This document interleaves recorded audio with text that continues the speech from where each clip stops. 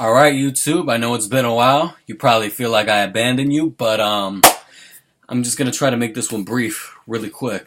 I'm going to give my NBA first round predictions for this year. So without further ado, um, let's go with the Eastern Conference first. So in the East, I got the number one Bucks going 4-0 against the number 8 Pistons, and the reason why that is because the Pistons aren't even fully healthy. I believe Blake Griffin's a little banged up.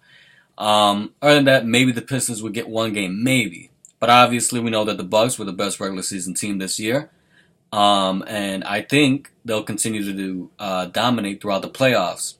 The reason why I say that is because they're a lot more cohesive than they were last year. And obviously last year, I believe they're about like a 7th or 6th seed. But anyway, they're a number 1 seed this year. And this year, they're just a lot more cohesive. They understand their roles better. They have a better coach, all that. All right, next. The number 2 Raptors against the Magic.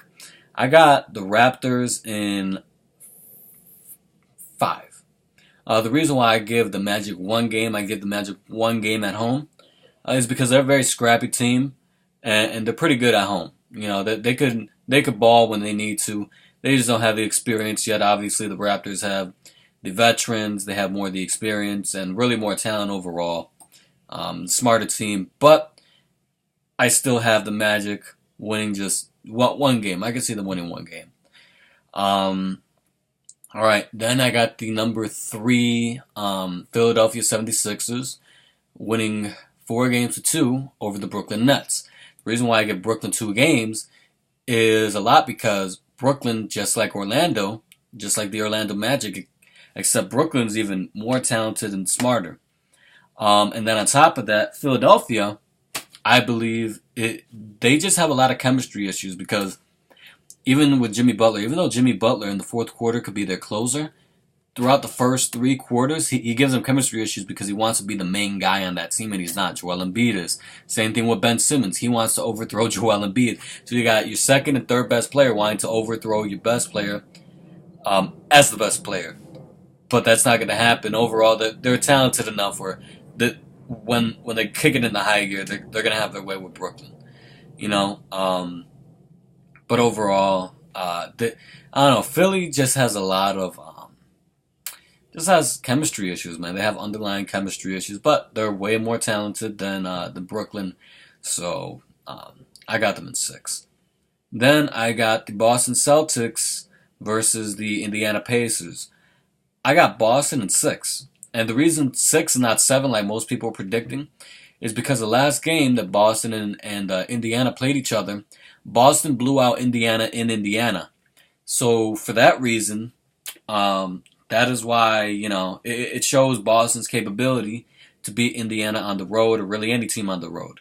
So with that being said, I got Boston, you know, beating Indiana 2 games in Boston and 2 games in Indiana. And they'll finish them off in 6 games, 4-2. And that's about it. And plus, Boston has a little bit more playoff experience. Going into the playoffs, they're going to be hungrier than they were in the regular season, even though they have their own chemistry issues. So, yeah.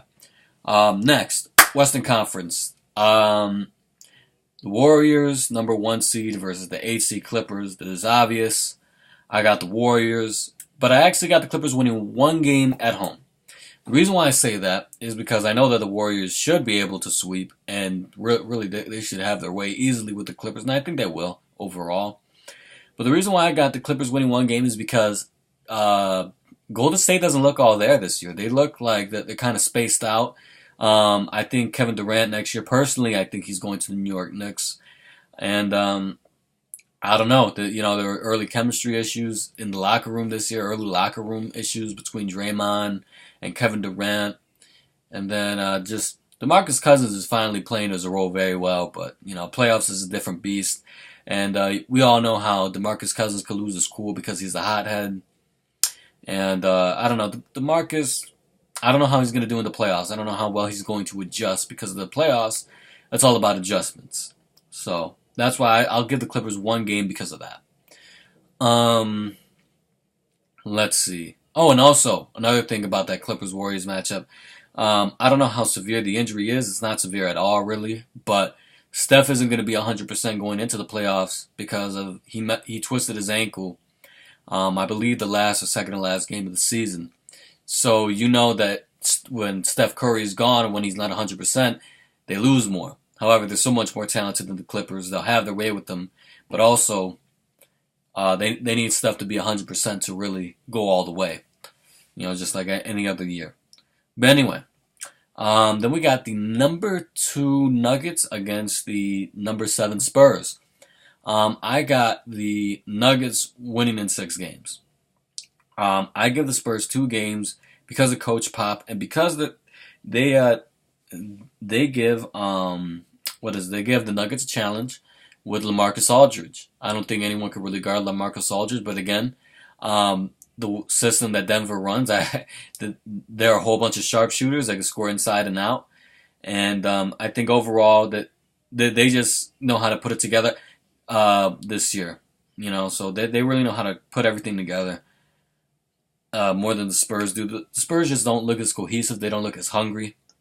But I mean, I don't know. The Nuggets were the better regular season team, so based off the regular season, even though yes, the Nuggets do have a history of falling apart in the playoffs, I still got the Nuggets in 6 games. But I would not be surprised if the Spurs pull off an upset and win in about 7, maybe even 6 games.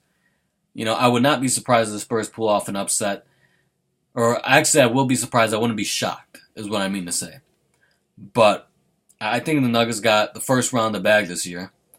And I think they won in 6 games. Anyways, moving on. 3-seeded Portland Trailblazers against the 6-seeded OKC Thunder. Now, OKC, they swept Portland in the regular season series. And that's before, I can't believe I just forgot his name. It'll come back to me. But Nurkic, before Nurkic got injured, the OKC Thunder played all 4 games against Portland. They swept them. However, I do think that, even though Portland doesn't have Nurkic, I really hope I'm saying the right player's name. Because a lot of these European players, I know who they are. I know their game. But I get their names mixed up. I know Jokic is obviously Jokic is is Denver's best player. I know that.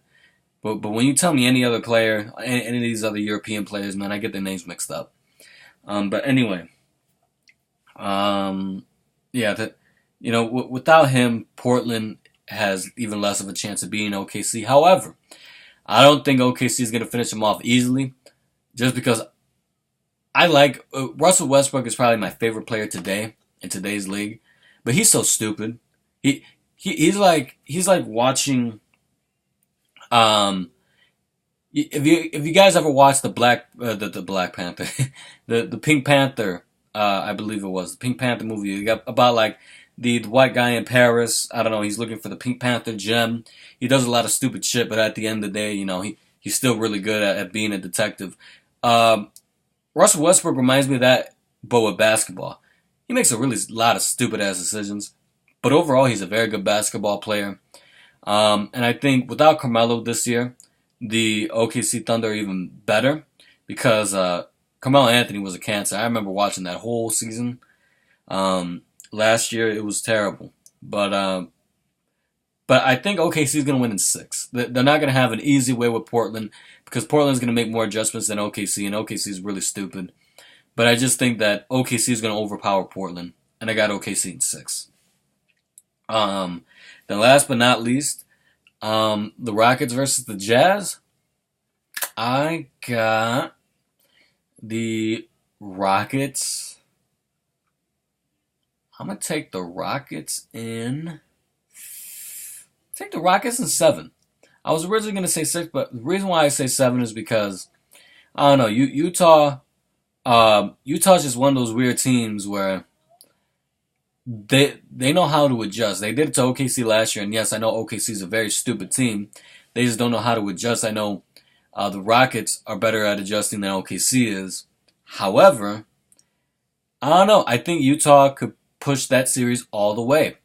Even though they lost to the Rockets last year in 5 games, the Rockets no longer have Ariza or what's his face, that big man that they got. So because of that, I got the Jazz taking it to 7 games, but I got the Rockets winning it. But I could still see the Jazz pulling off the upset. But I don't know. And the reason why I say that is because James Harden isn't going to have that many stupid-ass whistles in the playoffs. Now, a lot of people might say, how can you say that? That's a skill set. He's drawing fouls. If I run into you full speed and I'm drawing all the contact, is that really a skill set? Is it really a skill set when I throw myself on the floor when you're not even near me? You know, or I hook my arm to you. That's not a skill set. That's, even if it's deceiving the ref. I don't think he's deceiving the ref. I just think that he's marketable for whatever reason. He reaches some sort of market where they give him those calls so then they can make money off him. The NBA can make money off him. Because at the end of the day, the NBA is a business. Even though players do decide the outcome, a lot of that outcome could be also deciphered by the refs. And they favor James Harden. I'm just going to put it that way. I'm going to put it very bluntly. They favor James Harden. And they give him so many stupid fouls. I can't believe how many stupid fouls they give him. You know? But obviously in the playoffs, they let players be more physical. They don't give him as many calls. And that's why he quote-unquote chokes all the time in the playoffs. Is because he's not getting all these retarded-ass fouls where he's cocking his head back and going to the free throw line. He's not getting nearly as many of those. So because of that, I see the Jazz taking it all the way because the Rockets are so reliant on James Harden this year. And so, you know, I got that happening. And again, like, I would not be surprised if the Jazz upset the Rockets. But with that being said, that's my first round predictions. YouTube, I'm back. I don't know for how long. But I'll try to post more consistently. But thank you for watching. Peace.